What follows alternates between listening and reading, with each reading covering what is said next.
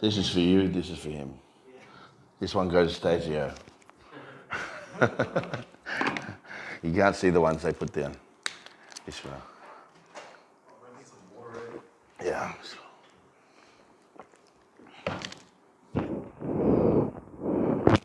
So starting? Whenever? Okay. Bismillah, Alhamdulilah. We start by praising and thanking Allah subhanahu wa ta'ala. We seek refuge in Him from our bad deeds and from the evil of our own souls. Whomsoever Allah guides, none can lead astray, and whoever Allah leads astray, none can guide. I bear witness there's nothing worthy of worship except Allah without partner, and I bear witness that Muhammad sallallahu alaihi wasallam is his final slave and final messenger. Jazak ALLAH khair for having me, brothers. Assalamu alaikum. Alaikum salam. It's nice to see you all, those who I know and those who I'm just getting to know, inshallah. My name is Robbie. My Muslim name is Hamza. And I converted to Islam 8.5 years ago. It was May 30th, May 31st, 2012. So yeah, 8.5 years, Alhamdulilah. I suppose I should start by introducing myself and I guess my start to life and where things sort of began to turn. I was born in Brisbane. My mother's Australian and my father was from New Caledonia, a Frenchman. When I was born, we moved more or less straight away to New Caledonia in the South Pacific. At the time, there was civil war between the natives and the French, and Dad was running hotels there for the Japanese, and the people that he was working for, he wasn't really in a position to be able to walk away, but it became unsafe there, so he sent me and Mum back to Australia. Unfortunately, their marriage didn't withstand the long distance, and when I was about 3 years old, they got divorced. And this is probably one of the more significant events that helped shape my life, or that did shape my life in looking back over things. My father was a loving man and a good man, but I just didn't get to see enough of him. I didn't get to follow his example or really see what that was because of the distance there. He'd come and see me as often as he could when I was little. Sometimes that was twice a year until I was maybe 5 or 6. And then Mum decided to move me and her over to America. And we went to California when I was about 8. And we only went there for a vacation. But Mum decided that there might be a future there for us, and she decided that we would stay. And so we did, and which was much to my father's disliking because it put a massive distance between us, and I didn't get to see him for the next 5 years. And as a little fella, I very much felt every moment of that. I missed him a lot, and yeah, it leaves a little guy. It leaves a man a bit lost without a dad in the house, and it is significant, and it's significant to my story. Anyway, eventually, Mum and I, we ended up moving to the other side of the US. We're in New York, New Jersey. She remarried this Italian dude who I didn't think much of then, I don't think much of now. He wasn't abusive, but he just wasn't a good guy either. And I was just an accessory that came with my mum. He made it pretty clear he didn't like me. I felt I was of no value to him, and I didn't like him either, so that was okay. But again, there was no example for me to follow who wasn't a person I looked up to. So when we moved to New Jersey, in New York and New Jersey, we sort of lived in lower middle class America, more towards lower class. So there's a lot of poverty around us. Mum was a single mum before she married this dude, and so we'd live in like housing complexes and stuff in New York, and the kids were a bit rough around those areas. But I was still pretty little, so I wasn't influenced too much by it.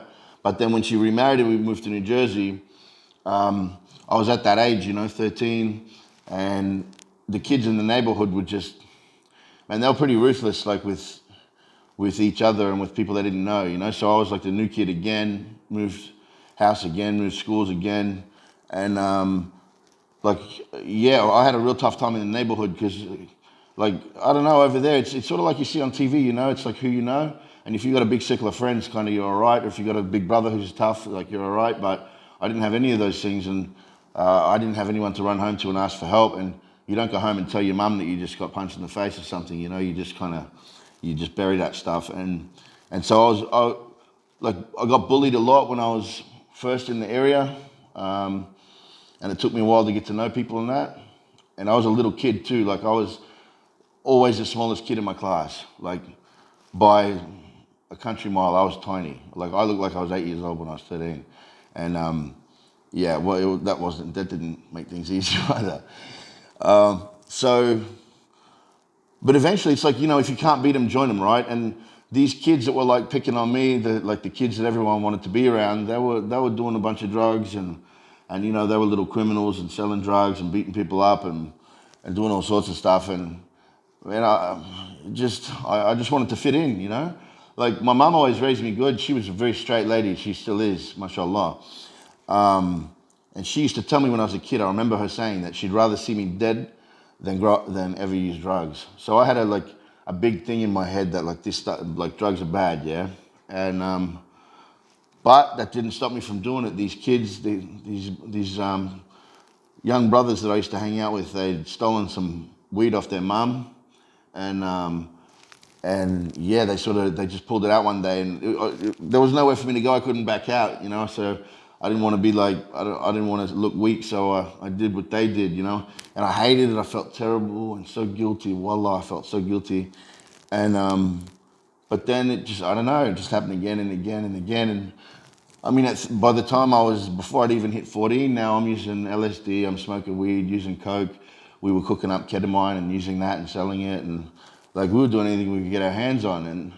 And at the time it was normal, but like I look at 13-year-olds now and I think, man, like that's bad. But you know, in the area I was in, like, because there was a lot of single mums too, like there was just no control over the households, you know. And so the little brothers did what the older brothers did, and the older brothers did what their older brothers did. And a lot of like the best known names in our area and that were people who'd been done for drug trafficking and stuff. So these people were like pretty dangerous too, and we looked up to them. And so there was like this fantasy world that, you know, that life was something for us to look up to, you know. But yeah, like my friend's little brother, like one of my best friend, his little brother was smoking weed and doing LSD with us when he was 9 years old. That's when I was 13. At 9 years old, he was smoking cigarettes when he was 8, and then he started everything else when he was 9. And, you know, you look at it now, it's disgusting. But when you're a kid, when you're 10, 11, 12, 13, you all look the same, you know? But, so that's where things changed for me. Like everything changed when I started using drugs and becoming okay with that. I was still despite like having heaps of friends now, and I was, like I said, I was always the smallest kid, so that fear of other people didn't leave me. I just had people to fight my battles for me, you know, and so I was still very insecure, and I carried a lot of those insecurities into manhood or young manhood or whatever you call it, like into my 18s, 19s, 20s, and being an insecure dude, the pursuit of manhood and whatever, like, man, made me make a lot of mistakes, you know, like a lot of bad choices. And I'll go into that a bit. So anyway, in America, right, mum sees me doing real bad stuff with the kids in the neighborhood, especially like violent sort of stuff. And she was on bad terms with my stepdad. They'd separated, but what she didn't tell me then was that he was making threats and stuff towards her. And she was scared that I was going to find out and that us kids in the neighborhood would do something terrible to him, you know, and we probably would have. Like I said, I was tiny, but there was a lot of us, you know what I mean? Like, and we stuck staunch when it comes to that type of thing, you know? And so only God knows what would have happened to that dude if we'd found that out. And so she decided to move me to Australia and get me away from there. And the only way she could do that was to say that we were coming on a vacation to see our family and that. And then when we got here, I found out there was no return ticket. And I was angry about that for like 4 years. I was filthy. I just spent all this time like building up my friends in an area where your friends are like who you know is who you are, and you know, like my self-worth was all dependent on the people that I could call on to come back me up. Now all of a sudden I'm in Brisbane, Australia, I don't know a single person. I was filthy. I was very angry. Now, eventually, you know, I met some people. I had some good friends. They were pretty straight, you know. Like I got to know what South Pacific Islanders were. I'd never met a Samoan person in my life. Like over in America, they just weren't there in Northeast America. But I got to meet these Polynesians, and they were beautiful people, and I had some good friends. But because I'd had a foundation and they weren't using drugs and stuff either. So there was a break here. When I came here, there was a break of me not using but because I had that foundation of getting off my head from when I was younger, like I was okay with it, with the concept. And so when it presented itself to me again, I was just like, yeah, sweet, let's do it, you know? But this time came like in different forms. Like it wasn't LSD and stuff. Now everyone's popping pills and ecstasy and then I was with like a treacherous girl, and like this is a true story, man. This is how I started taking amphetamines. I was dating this girl for a while, and I woke up one morning. She slept over my house, and she literally had her finger in my mouth. She fed me speed while I was lying there asleep, and I woke up and I was so, you know, what's that taste? That's disgusting. I realized what she'd done, and I was so angry. And then like half an hour later, it started kicking in, and I loved it. You know, astaghfirullah, I loved it. And then, you know, from that day, I was a methamphetamine addict more or less for the next 14 years. When I was 18 years old, 19 years old, I began injecting amphetamines, and not a soul knew. No one knew that I was injecting, you know, because like I knew how bad it was that I was doing that to myself, and I didn't want anyone else to know. Like I was so ashamed of myself, but I was doing it anyway, you know. So we party, people smoke the pipe and do everything else they do, but I was doing that in the background, yeah. And I was trying to live a normal life, you know. I had relationships, I worked normal jobs, but I was always partying on the weekend, you know. And it didn't seem like there was anything wrong with it. Like, I mean, I wasn't shooting up every day or anything. But it was, when I did use, it'd come in like flurries, you know. But I was always partying on the weekends, and everyone around me did. Like, that's the culture here, you know. Like, there was nothing that seemed in any way, shape, or form wrong or bad about going out and dropping a couple of eckies and going out clubbing for the weekend. And then you meet all these interesting people. You're really friendly. You're talking to everyone. You're having the time of your life, you know. And it opens up your social circles. And I used to think, you know, this is so much better than drinking because it costs less. I don't get violent, you know. I'm not trying to do stupid things. And so it seemed to me like a really good idea. Like, this is a good way to live your life. And but it was what comes with it, you know. The ice and stuff is you'd go out, you pop pills on the weekend, and you go back to someone's house for recovery, and then the ice comes out, and then the Fanta comes out, and everything else, and one thing leads to another, you know. And long story short, you know, my weekend warrior stints started to drag into the week, you know. Destroyed my first like serious relationship, my first marriage. It destroyed relationships, everything, you know. I like the tattoos and everything. Like, I started getting tattooed when I was about 18, and like I'm pretty sure nearly every tattoo I got was when I was high, you know. And you can see I wear a lot of tattoos, right? Which is scary, but everything, it just all goes hand in hand, you know. Getting chopped and doing stupid stuff. The decisions you make when you're on that path, like, are so short-sighted. It's just all about like today, like how I feel today and tonight. You know, you don't really care if you drive your car and license and get caught, because it's like, it's all right, like, for today. But then the next 2 years of your life not having a car and being able to go to work, you're not thinking about that stuff at the time, which is something that you know, hopefully we can draw something from that. When my first marriage collapsed, I mean, I don't think it was a tangible thought, like an actual thought that I realized at the time, but when I look back, I failed that life as far as I was concerned. I hadn't finished school. My relationships, everything had fallen apart. I was using all these drugs. Like I was a failure in every way that you could fail. And so instead of deciding to sort of try and do something about that, I decided to throw myself into it deeper. And I made a very conscious decision at about 25 years old that I was going to be a full-time crim. I was going to sell drugs, I was going to collect money, I was going to try and make a name for myself and just be some hard dude, you know. And again, I didn't have a dad. I had no image of what a man was supposed to be like to pull me back, to give me a true north, you know, a direction to go back towards. So it was just anything goes. So the biggest, toughest dudes around me that I saw, I was like, yeah, that's what I want to be. But the problem was I was still that insecure kid. Like, you know, insecurities don't go away by doing stupid, bad stuff and pretending to be something you're not. They go away by doing good things and getting to know yourself and actually accomplishing things that that you can be proud of and that earn your own self-respect.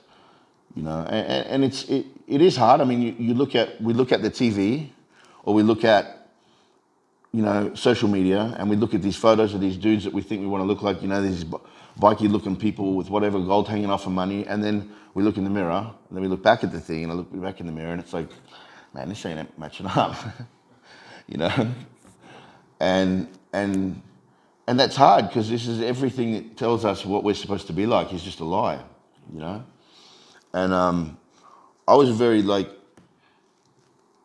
at heart, always like, but just by nature, my natural, I guess the way God sort of programmed me, was I had a soft sort of heart. I didn't like violence as such, and yeah, that's who I was. That's who I was. But hanging around the people that I thought I was supposed to be like they seemed ruthless. They didn't. So I thought there was something wrong with me because I had that heart, you know, that wanted to help someone instead of screwing them over, you know. I was always the one, like I used to go out with the boys and stuff when I was young, and they'd be doing breaks and whatever and sneaks, and I'd never go in, like I'd never go into the houses and do someone's house because I always felt guilty that person in there's like worked hard for those things. So I always had that feeling.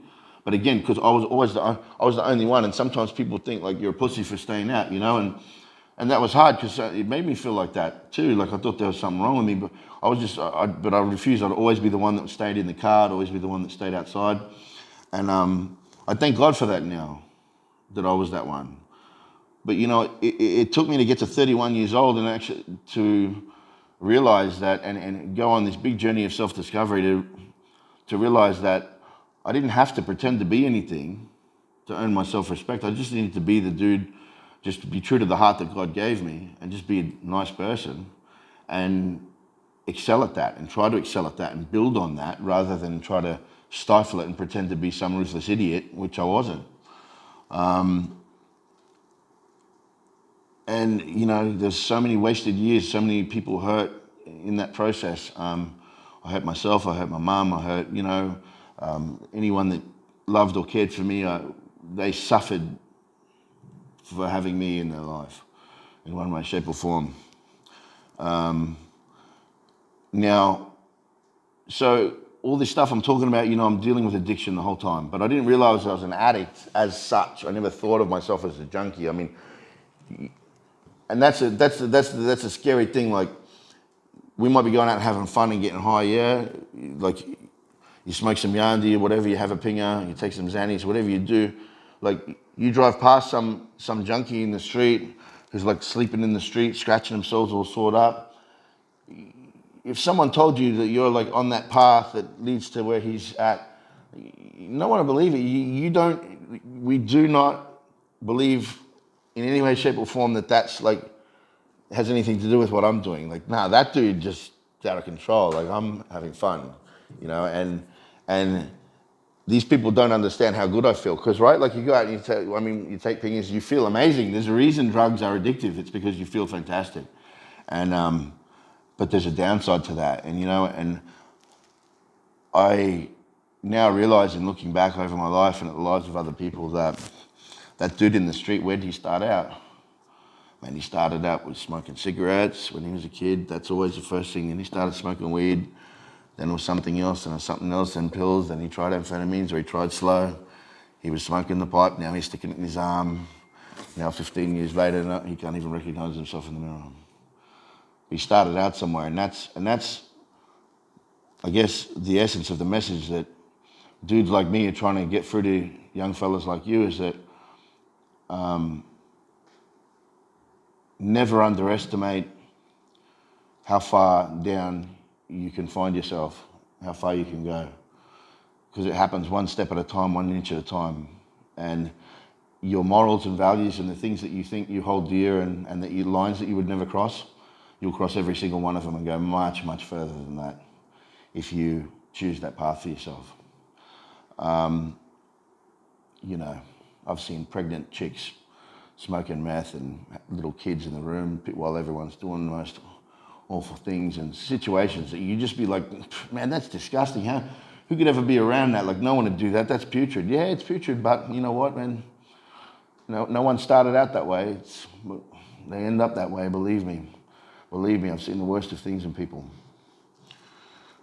But like I'm saying, what we're trying to convince you all youth of is that it's a road. You know, if there's a road that leads, at the end of that road is a drop off. It's a cliff, and you can't see it from where you're standing right now because youth and just lack of life experience. You can only see the road that's in front of you as far as you can see in front of you, and we can see much further because we've travelled all the way down that road and we've fallen right off the edge of that cliff. And by the grace of God, Allah subhanahu wa ta'ala has allowed us to survive that and come back and meet you all in the middle of the road on the journey back and tell you that, man, you got to turn around, because that's where it goes.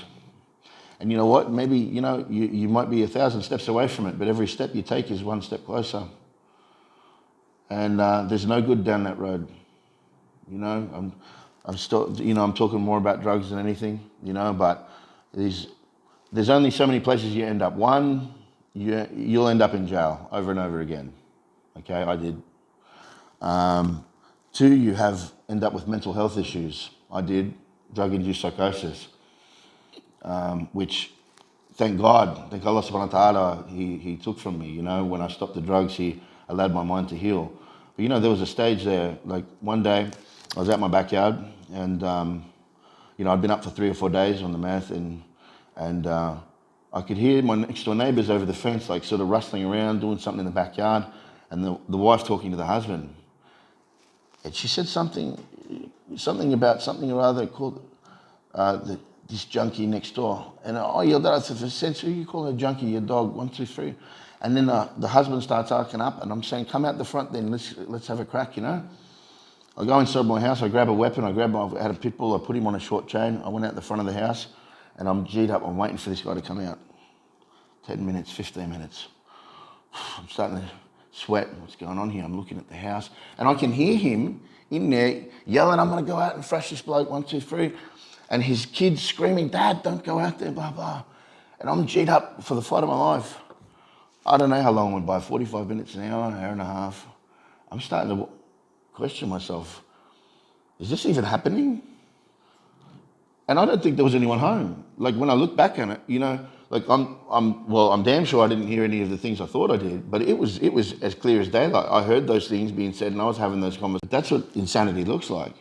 You know, that's crazy. And imagine if someone had walked out of that house just for the sake of going to the shops, if the husband had walked out and I attacked him and did something horrible to him. For what? For what? What did he do? Nothing. You know, I've got mates who all night long they're at the blinds like this, looking at blinds. Their necks are stiff because every sound they hear, they think someone's coming for them. They're setting traps around their houses, and this isn't like I'm not talking about like 1 in 20. I'm talking about probably 12 in 20 of long-term serious chemical users and people with paranoid thoughts. One of my best friends in the world, who I love, and he loves me, and we've been friends for 20 years, and sometimes he still thinks that I'm plotting and planning, like he thought I was going to kidnap him and zip tie and put him in the boot for nothing, for nothing. Nothing happened, there was no argument. But that's his reality. And it's so hard for him, and people get angry at him, just snap out of it. What's wrong with you, you idiot? You know, he goes to work and thinks people are plotting and planning, and he doesn't want to feel like that. Man, if he doesn't want to go through these thoughts, but that's what happens. So I said this jail, we got mental health. You know, other than that, what? You keep using until it kills you? You OD? You know, I mean, there's no successful outcome from that life. Or you long term, you use long term and trying to sort of kind of make it fit in with your life, kind of not, and then your kids watch you and they grow up and they start doing it, but then they don't have the control that you did, and so one of them dies. Man, it's just all evil, and I'll tell you something about drugs, man. From practicing this religion for the last 8 years and observing, I'm a prison chaplain now, by the way, for our community. I lead prayers in the different hubbas, in the different jails. So I get to see a lot of men struggling with a lot of different situations, all right? And it's given me so much perspective on our religion, and it's allowed me to observe the different effects that all the drugs and stuff have had on different people. I'm going on a shit on the gym.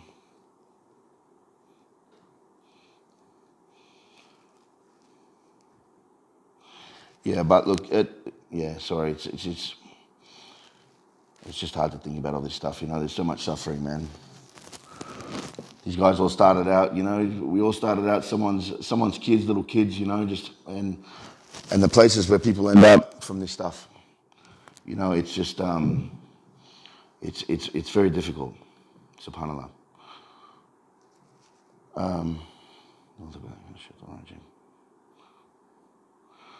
But yeah, so look, anyway, like I said, we got mental health issues. We've got where there ain't no path to success through doing these things, man. There ain't no path to success. But I want to touch on something that comes from all this and that leads to all this too, is doing bizzo.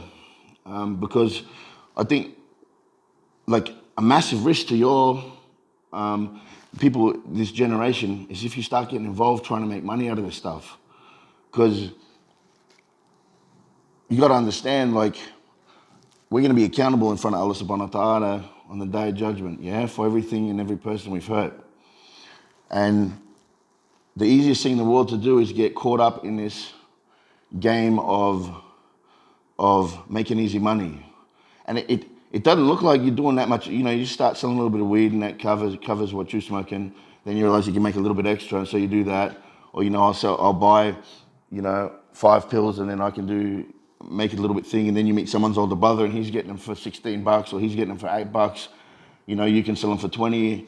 And man, it keeps going down and down and down. But like, from the experience I've had, like I get mothers in the community and imams and people calling me saying, listen, please come help this brother, he's using drugs. I got a call today from someone whose cousin is 29 years old and just using like ruthless and just tearing the whole family upside down. And these mothers, you know what, man, like they cry, they suffer so much. My own mum, like, she said it was like I died when she knew that I was using. And she used to stay up all night long. And you know what, even at one stage, she even thought that, kind of hoped that I would overdose, because she'd just rather see me die than shame myself and live like that, right? And her suffering, like, someone's got to be accountable for that, you know? And I'm accountable for as much as I did, but for every kilo of gear that you sell, there could be like, that kilo could be making 100 mothers cry themselves to sleep over watching their sons junkie on. And as people who believe in God and the afterlife and understand that we're being watched and judged and everything else, how can we possibly think that we're going to make money out of that sort of suffering without having to answer for it? It doesn't make sense. And some people think they're smart, you know, because I'll just sell this stuff. I don't use it though, you know what I mean? It's for junkies. You think Allah's gonna let you go with that? You know, and as a community, we've got a big responsibility. Like, unfortunately, our community gets involved, does a lot of nonsense, you know, when you know that. Like, we're on the streets and stuff, a lot of Muslim people have big names and are respected for some reason in relation to all this. And as a community, we don't really do all that much to speak up against it. So what do we think, that we're gonna like breed poisonous snakes and let them out into the world and our own kids aren't gonna get bit? And then we're so surprised when someone in our family or in our community, the kid comes home 17 years old and he's smoking the meth, but you know, I'm high-fiving everyone down at the masjid who's selling kilos of it. You know, just, man, if there's one thing I can just really, really, really push you guys, just don't get involved in that stuff, yeah? Don't, you know, it's gonna come back and it'll affect you, eh? Like, it'll affect your kids, it'll affect the people you love. Like, there's no shortcuts when it comes to Allah subhanahu wa ta'ala, all right, and His treasures. We know, right? We agree that all things good and bad come from Allah, agreed? So, whatever I want in life, whether it's money, whether it's love, whether it's friendship, whether it's whatever, it all comes from Allah, yeah? So when He set down a criteria and a constitution for us to follow and said, do this and I will give you good, or do this and I'll give you bad, but we try and take shortcuts. You know what I mean? I think that somehow I've got this slick way of getting that 100 grand off Allah subhanahu wa ta'ala in a way that displeases Him, and then once I get that, then everything will be sweet and I'll make tawbah, but I'll have 100 grand in my pocket, you know? And I see a lot of people do this, and that's kind of scary because, well, it's very scary, it should be scary, because who are we negotiating with? We're trying to negotiate with Allah, who created the heavens and the earth, put the stars in their places, make the sun and the moon orbit, allow my eyes to blink and my lungs to breathe and our hearts to beat. Allahu Akbar. The creator of the seven heavens, and one is like the size of the ring in the desert compared to the Sahara, and the next is the ring in the desert. I mean, the size of God's creation we can't even fathom. And then high above the seven heavens and the Arsh and Kursi of Allah is the Lord of everything Himself. And we as a little human being want to stand there and negotiate with Allah and say, I want 100 grand first before I start obeying you, you know? And that's what it is. Sometimes I don't think we realize what our actions are actually saying. And Bismillah. And believe me, that's what they're saying. I know so many dudes, young fellas especially, they're like, I'm gonna make and I'll use the 100,000 figure just for argument's sake, but they say, I wanna make 100,000 and I'm out. I'm gonna get into the business, I'm gonna set myself up, get myself some trucks, do whatever. And then it's all good. And then I'm gonna do my thing and it's all sweet and I'll be religious and it'll be all good. But that is directly saying to Allah, your actions are directly saying to Allah, you give me more first before I'm gonna bow my head to you and then I'll listen to you. Man, that's scary, because think about the prophets, think about the stories from the Quran, think about the Sahaba, how they used to, even the ones who were promised Jannah, they used to weep in fear of Allah subhanahu wa ta'ala and they'd beg Him for what they wanted, they'd beg Him for forgiveness. Why? Because they knew who is Allah. They understood very clearly through spending time with the Prophet, the earlier prophets, earlier messengers. These people knew very clearly who was God. It's not to be messed around with. They begged and cried, but us, who pray 3 times a day, whatever, we want to negotiate with God. And we're going to stand there and dig our heels in. We've got to be very, very careful. Wallah. We've got to be very, very careful. You know, at the end of the day, subhanAllah, we have this deen. It took me, you know, I'm 40 years old now. It took me being a very broken human being to come crawling to God's feet and open my eyes and understand that this is all we have. You know, it wasn't until I found Deen that I was able to get off the drugs completely. I walked into the masjid, the Gold Coast here, and I gave Shahada, and I went home, I threw the pipe out, I threw the gear out. I don't know why, I don't know how. It was just a miracle that God gave me, and He healed me, and gave me a chance to redeem myself. Alhamdulilah. And, I just say to you is be true to your hearts. Allah subhanahu wa ta'ala inclines our hearts towards good things. And we all have purpose. And we all have a meaning. We all can do something that's meaningful. Don't get caught up in this rubbish of dunya and image and what you think you're supposed to be like, or what other people think of us, or anything. I want to be scary, or I want to have this image. You can waste an entire life on that. Man, there's people starving all over the world to death, and the world needs champions of all good things. Aspire to be someone that makes life. Be a man who makes a positive impact on the world. Kids starving to death. Kids starving to death in Africa, and there's people dying every day over here of obesity. The world's upside down, yeah? And it really needs, it really needs good people. It really needs good men. I was talking to an imam the other day, and he was talking about like a syllabus for a course they're doing. And the essence of it was basically not just reading Quran and understand, like reading it and reciting it and listening to it, but actually using it to change your character.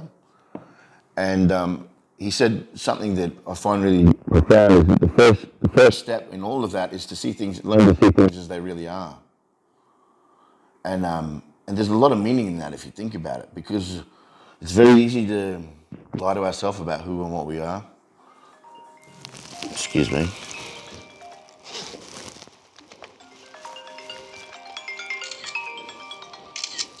Screenshot, and I don't want to screenshot the thing, I just want to shut it up. That's the guy I was talking about too. His ears must have been burning. There we go. Yeah, learn to see things as they really are. Assess yourself. What sort of man am I? You know what I mean? Where am I at in life? What am I doing? And don't be afraid to face the things about yourself that you don't like, you know? Like I said, I was very insecure, but I was insecure because I hadn't challenged myself in the right ways. You know, be honest with yourself. Be really honest with yourselves. And understand the things in the world around you. And that's, like I said, when he says, learn to see things as they really are. That's when I talk about like drug dealing and doing bizzo. Like, don't see it like I'm just giving it. Some people say, and there's like, I'm ashamed to say this, but there's people giving fatwas apparently in other states in this country, and possibly elsewhere in the world, who knows, to say that it's halal to sell gear to people who are non-Muslim as long as you give a third of your profit to charity. I mean, I know, you laugh because it's stupid, right? I mean, how could any person with a thinking brain or a heart that beats possibly accept that to be true? But I guess when you're looking for an excuse to do the wrong thing, any old excuse will do, right? But that's what's being said. And the truth of it, in seeing things as they really are, you can think like that and go, okay, cool, I got the fatwa, and stop thinking. Or you can look beyond it and go, man, that's garbage. I come from a religion where the Prophet ﷺ came as a mercy to mankind.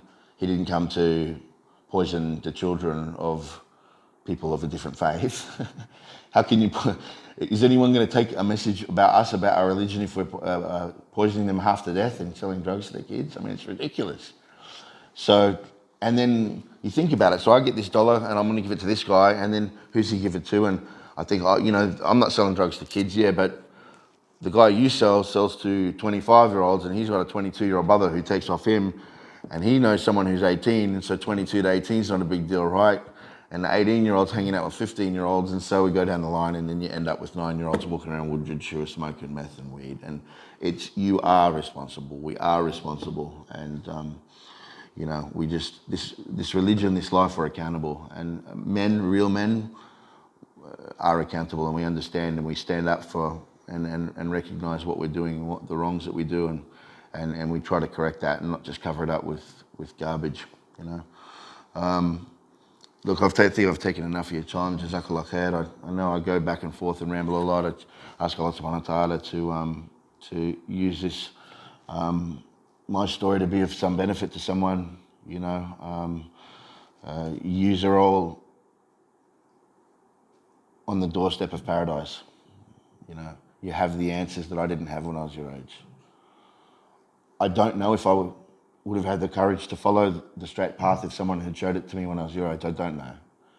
I'd like to think that I would have, you know. Okay.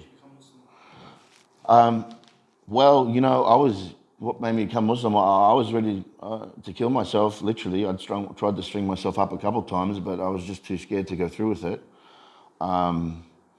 You know, and that was the reality of it. And I'd had a day, like, I mean, there was just days when I had a weapon loaded, pointed at my head, and I was just too scared to follow through. But you know, when you're in that moment, man, your soul is screaming, you know, like I don't like I'm sure everyone's cried about something, but it's like 100 times worse than that. Like your soul is just emptying itself out, and you've got nothing, no direction, and no self-respect, nothing. And I believe I can remember a day when I believe I screamed out to God, Allah, whatever it is that was there, show me, help me, you know, like, you know, and it was a while later. It wasn't until a while later when I you know, I remember the exact moment that I absolutely positively knew that God was real. And I was living down the Gold Coast, and I was walking my dog, and it was like one of those, it was like a stormy day. It wasn't raining though, but like the clouds were black. There was thunder and lightning, and I thought, man, I'm gonna get drenched because these clouds came in pretty quick. And I was a long way from home with the dog, and I looked at him like, man, we're stuffed, you know. And but anyway, we turned around. And it was the heaviest, most water I'd ever seen in this guy. I'm telling you, this day was black. It was crazy. And I made it all the way home. I walked up the stairs, and there was like a deck, and I took one step under the deck, and the heavens just opened up, and the rain poured down. Not one drop got me, eh? And I looked up at the sky, and subhanallah, and I just knew that moment I saw God, so to speak. You know, like I knew that realised all of a sudden there was this something up there protecting me and watching me, and that moment was designed for me to recognise that. And so I really believed from that day. But I had no direction, and I didn't want religion because I thought religion was all just man-made ways of controlling people. I thought that. It's funny, I thought I had a lot of opinions about things I had no knowledge of, and that's part of youth too. We got a lot of opinions about things, and but we don't know much. And it's still true at 40, by the way. We don't get too much smarter. But yeah, I'd met Muslims in Brisbane sometime before that, and I was attracted to the brothers because of how staunch they were. They were very staunch, but not in an arrogant way, and they were clean. Everyone I knew who I'd looked up to before were junkies or selling drugs, or there was always something attached to that image. But these boys who I'd met, they were like soldiers type people, but very humble, and just their demeanour appealed to me. So there was an interest there automatically through them. From a young age, and I don't know why, I didn't know what the Quran was, but I'd always said to my mum I'd like to read the Quran one day. She says that when I was young I used to talk about exploring different religions. I don't remember that, but you know, I must have had something in me. So anyway, I'd had like I said, I was killed myself, that's where I was at, and I was just having one of those days, and I felt like I had no one to talk to, and I was going through my phone, and I had a cab driver named Mohammed, who is a local down here, picked me up a couple of weeks before that, and I told him that, you know, I'd like to read your book one day and maybe go to the mosque. And he's like, if you ever want to go, like, this is my number, look me up, you know. And I just said, it's time, I want to go talk to this dude, you know, I want to go. And I rang him, he took me for Isha. I sat down with the Imam, he said a few words that just, I don't know, those exact words were just exactly what I needed to hear, that like, in a spiritual sense, like I knew that I was in the right place. I watched the men pray. There was some like, I don't know if they were on Jamaat, they were from Iraq actually. Some dudes, big white beards, mashallah, some older brothers, and they sat around and they were reading from Hadith, and as soon as they started reading, they were like, come. So I went and sat next to him. He's like, nah, closer, closer. I was nearly sitting on this guy's lap. Come sit, mashallah. And I don't really think he spoke much English, but he's reading the hadith and then he's looking at me and I don't know if he's spinning out, and then he just, somehow, I don't know how, he asked me, do you believe in God or something? I said, well, yeah, I do. And whatever he asked me, and he just like, say these words. And I, like, to be fair, at the time, I didn't realize that I was converting. Like, he's just like, say this, so I'm like, well, all right, fair enough. I'll say, And so he's like, say these words. So as I'm saying it in the Arabic, and I only said it in Arabic, it was like, man, that was like thunderbolts, I could feel what these words meant something, and then he's put his hand on my shoulder end of it and goes, you're Muslim, and subhanAllah. And I don't know, I had no idea I was going to be coming home that day any different than I guess I walked in there. I didn't really have hope of finding anything different, but in that moment when he said that to me, it was like, I don't know, it was like the biggest honor for him to say that to me, I just felt like I'd achieved or been like really achieved something. And I was like, wow, thank you, and all the men there cried. Like Imam Imran was there, you ask him, he was there, they all cried, it was crazy. And I went and had a shower at the masjid, like at the mosque there, and prayed to the cat, and I don't know, it just happened, like God, like it was just, no one convinced me of anything, it just happened. And subhanAllah, like it was just meant for me, like it's just exactly what I was supposed to be. And ever since then, I haven't hung on to this religion because it was like something that felt good at the time or has helped me through. That's not, like, a lot of stuff that ain't so true can also help you through if you're trying to hang on to something. But I've studied the religion, I've learned at the feet of a lot of good men and a lot of imams and scholars and stuff, and over the years, and I've read a lot, and I know in my bones that this is the absolute truth, not because I'm looking for it or because I want it to be, but it just is, it's like you can say the ocean's made out of milk, but it's not, it's made out of salt water, and Islam is the truth, and the Quran is from Allah, and Muhammad Sallallahu Alaihi Wasallam is the messenger of God. And then some people say, oh, believe, they don't believe. Well, it doesn't really matter a stuff if you believe or not, because that's the truth. It is what it is. I read the Quran, I read the miracles, the science of it. The book proves its validity. It proves it's from Allah subhanahu wa ta'ala. No man in the desert 1400 years ago guessed the way an embryo develops inside the womb of a woman in 3 layers of darkness. I mean, that didn't happen. And that same person didn't guess that the universe is expanding, or it started with an explosion, or that the oceans meet, or that the mountains are placed like pegs. And you know what I mean? Like, this is like a pretty good guesser, right? Like, mashallah. I'm thinking of a number from 1 to 10. What is it? He's going to get every time, right? Sallallahu alaihi wasallam. Mashallah. So yeah, that's why I'm Muslim. God guided me. That's it. I asked for help and he reached out and gave it to me. I don't know why, because I was no good person, but maybe people who know me from back when I was a crim too, they say I had a good soft heart back then, and maybe people saw something in me then that I didn't even know I had myself. But I know my mum used to pray for me every night too, and I feel like her prayers have a lot to do with why I was guided.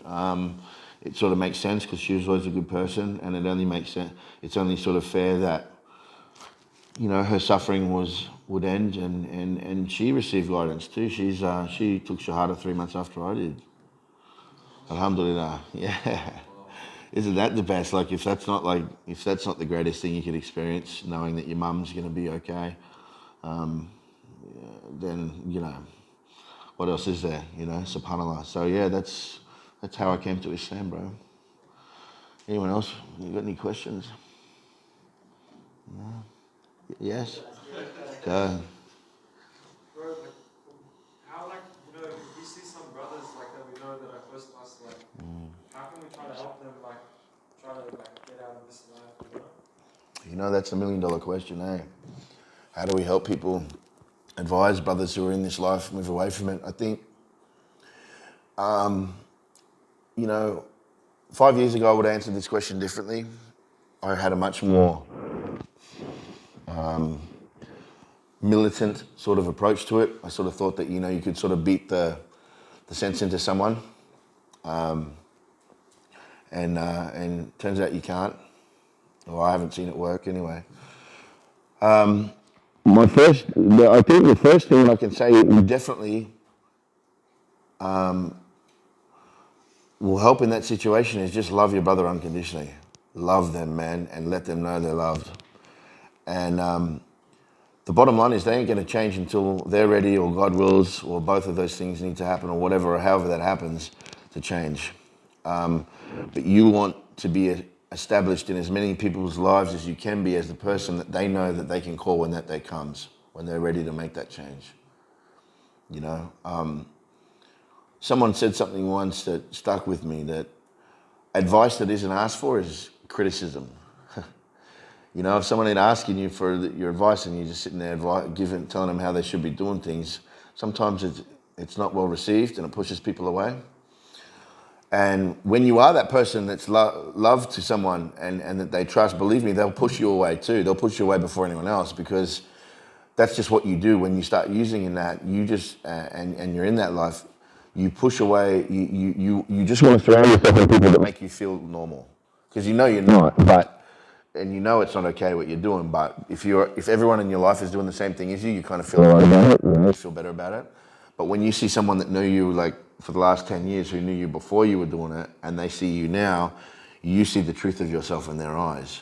You see your own reflection really honestly in their eyes, and you can't turn away from it. And so what do? We just push them away, because it hurts too much to see yourself truly, and to see the hurt in someone's face that comes from them seeing you like that. So one, love them unconditionally. Be that person that they can turn to. Two,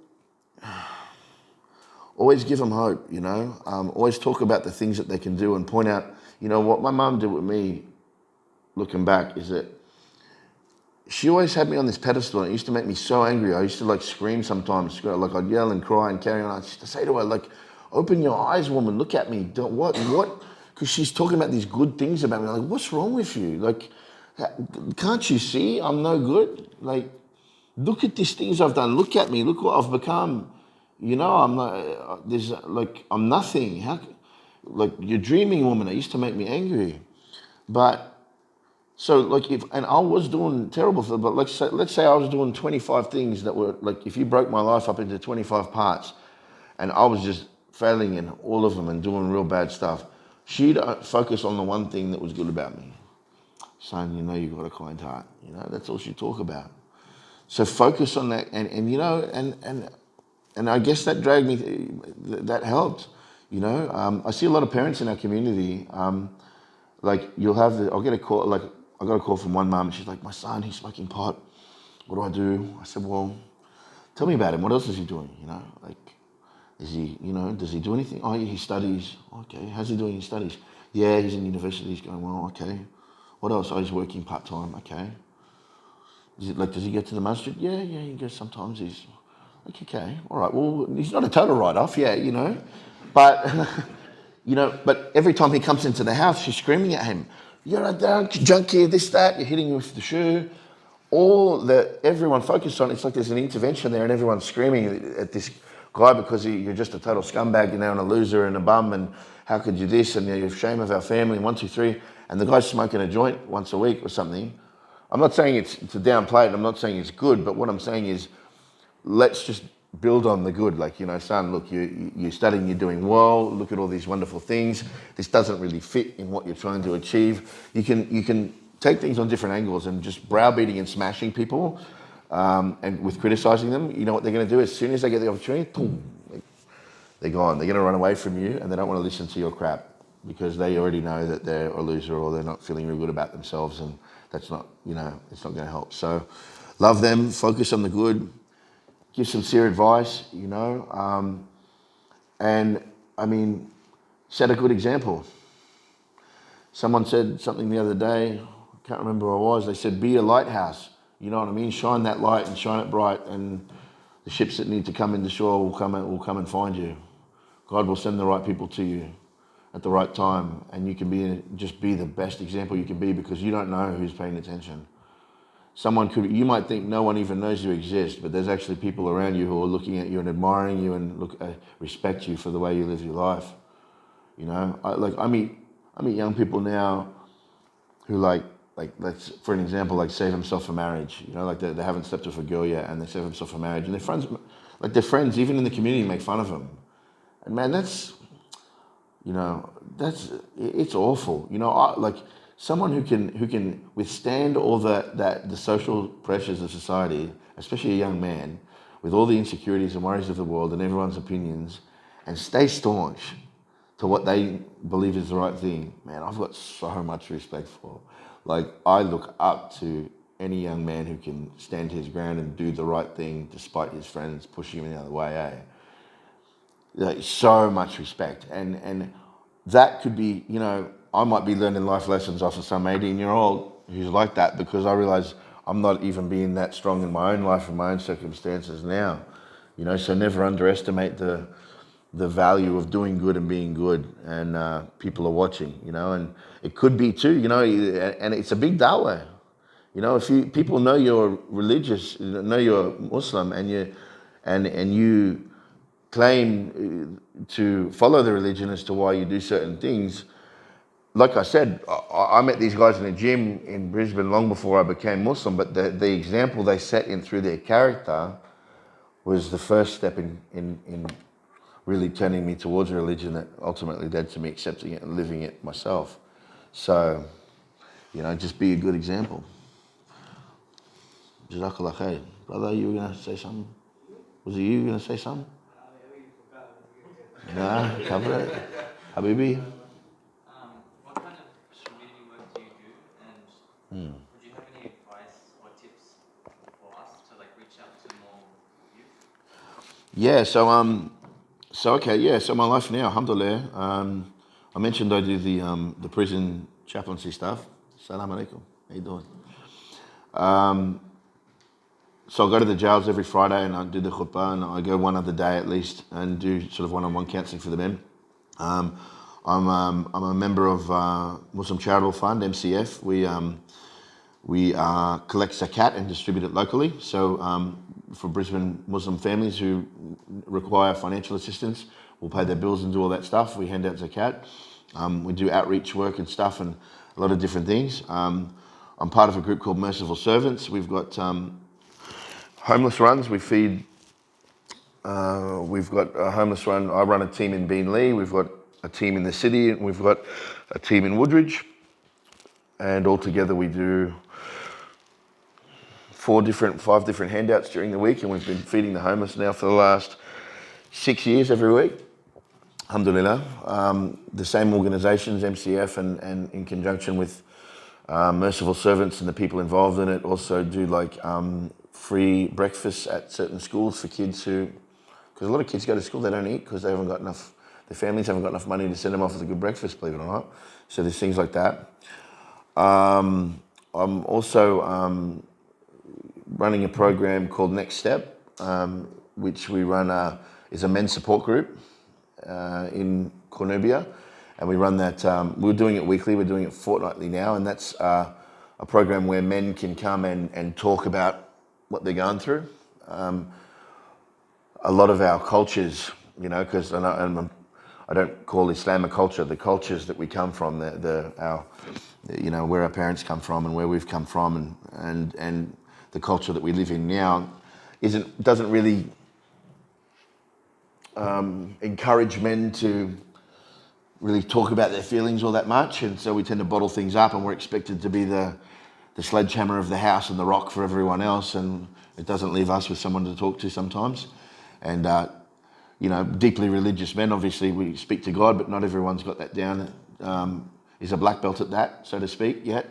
So the men, you'll often find there's a lot of guys dealing with addiction. They're still in the middle of it, or they've got anger issues and all those sorts of things. And it's very therapeutic to open up and talk about what you're going through or what you've survived, because the guy sitting across the room for you might very well just need to hear that for a bit of encouragement for himself, and we all learn from each other. So I love that environment. I love that type of thing. It's really helped me grow as a person, and be able to express myself and listen to other people. So we've got the Next Step program. I think that's about it. And I'm actually a youth, like my actual like paid job. I work for Multicultural Australia as a youth worker. So yeah, I've come a long way from robbing drug dealers anyway. Alhamdulilah. And advice, you said, Alhamdulilah, thank God for that. And you said advice for sort of how to get involved and do stuff with the youth. Just put yourself out there and look, this program here, Alhamdulillah, it all starts here. Come, get involved, and every opportunity, every door that opens, take it. This is a path. Like I talked about, I've been talking about this bad path all night and where that leads. This is the opposite. Walk this road and continue walking it, and you'll find that the doors that open are all positive, and the people that you meet will pull you in different directions, but ultimately all headed that way. Volunteer your time, get involved in as much things as you can. Above all else, ask Allah subhanahu wa ta'ala to use you for what pleases him most and something significant, It may be that God has a plan for you to be the most amazing youth worker on the planet. It may be that he's got a different plan for you, that there's something else that he'd prefer you to do. But just ask him, ask for contentment, and this is what I ask all the time. Ya Allah, please use me for that which pleases you most, and just place contentment in my heart with whatever it is that you will for me, okay? And if this is something that you're drawn towards with the youth stuff, then you might find that that's Allah's put that beat in your heart for that reason. He wants you to do it. And so just volunteer, do as much as you can. There's 1,000 reasons not to do anything. Like when we started our homeless run, all these people are like, oh, bro, you got to get permits from the council. You got to do this. You'll get a fine. You can't give out food that's not cooked in a commercial kitchen. You got to do this. And like, listen, bud, I'm going to make sandwiches. I'm going to hand them out. Okay, if someone wants to come and find me for it, they can get stuffed. I'll deal with that problem when it comes. Wallah, I'm going to go and apply for a permit to give a hungry bloke a feed. Wallah, it's ridiculous. So, and that's one example. We just started doing it. Look, 5 years later, now I think we may have some permits. We may not. Who cares, right? So don't let the attitude assassins and the naysayers pull you down. Just, if you've got a good idea, take the first step, and then Allah helps those who help themselves. You watch, man. I've seen it so much, 8 years now, this. You take the first step and God just, he just runs with you. Allahu Akbar. If it's for good, he just runs with you. Anything else? No? Yes. How did you fight addiction? How did you know first your addicts? How did you know? How did I know? Yeah. Okay, They never mentioned how. there is a specific answer to this, and it's a bit of a strange one, but it's the truth. I was using all the time, there was no doubt from anyone's point of view I was a drug addict, but I didn't use those words. And my ex was a big Robbie Williams fan, and she used to watch his DVD over and over again of a concert that he did over in England somewhere. And so I was forced to watch it like 1,000 times as well, whenever she'd watch it. It was always on in the background. And then I watched, part of that was an interview with him where he was talking, and he says, like, he came to some point in time or whatever, and he more or less looked himself in the mirror, or he just said, well, I'm a drug addict, and I accepted that about myself. And I was like, wow. I was like, that dude just come out and said it, and somehow that gave me the courage to look at myself and say the same thing. And I went, wow, yeah, I'm a drug addict. Yeah, and it didn't really mean that much to me at the time, to be honest. Like, it wasn't like, oh, I feel really bad about that, but it was the truth, and I realized it was the truth, and it just took me hearing someone else to say it, to sort of have the courage to say it myself. And, it's accepting those truths. I talked about seeing things as they really are. It was, for me to stop, like, in the journey for me changing, the first thing I stopped doing was selling drugs, because, like, I had someone who was coming to me, and he had a family, and he could never see his kids because he was always scattered. He couldn't get his affairs together, and because he was using drugs. And I realized, man, I am directly responsible for your kids being miserable, you know, and when I accepted my role of the truth of the fact that I was accountable for that, was when I really realized that I had to change, because that wasn't a reality that I was comfortable with. So in the same way that accepting that I was a drug addict didn't change me, it was a start to at least, you know, knowing that it is what it is. Yeah, you know, it is what it is. And so that's why, like, even people who are doing like bizarre big stuff these days, boys I know, and then I'm like, I'm not asking, like, change, please, but if you don't, please just be honest with yourself. Because at least, you know, at least ask God to forgive you and guide you. Just please don't tell yourself that what you're doing is right when it's not, you know. Yeah, Jazak ALLAH khair. All right, time to Sally. Thank you very much for your time. I appreciate it. The opportunity to talk with you. And Allah barik feek. Salam alaikum wa rahmatullah. How long was that? Was that more?